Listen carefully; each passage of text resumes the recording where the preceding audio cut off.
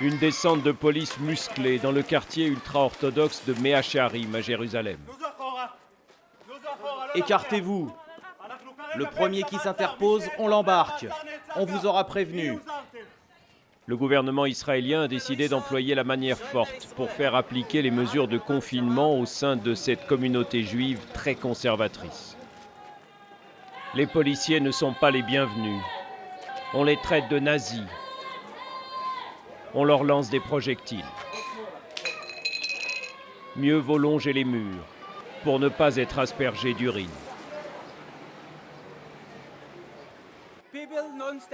Si les gens ne restent pas chez eux, c'est à cause de la police. Pour nous, c'est une provocation. On ne les aime pas et ils le savent. Quand ils viennent, les gens sortent pour protester.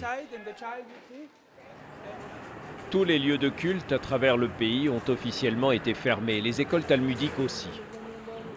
Si la prière dans la rue est autorisée, les attroupements, eux, sont interdits. Mais beaucoup refusent d'obéir aux ordres. La seule autorité qu'ils reconnaissent, c'est celle de leur rabbin. Sur ces images filmées depuis un hélicoptère, ils sont des dizaines à prier côte à côte, à entrer et à sortir de leur synagogue, comme si de rien n'était.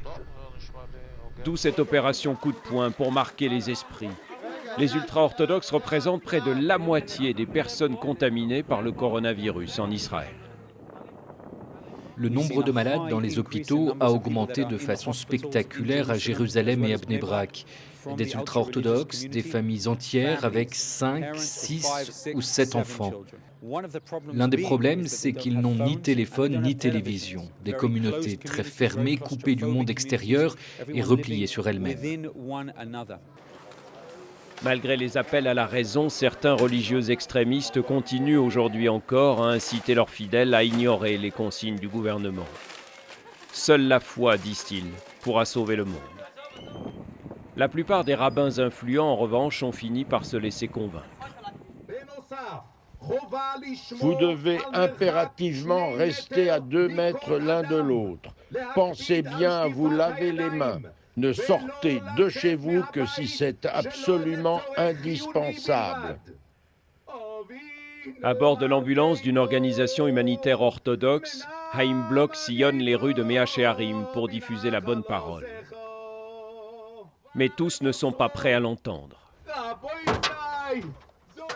Une pierre, jetée depuis un balcon. Alors là, je me sauve.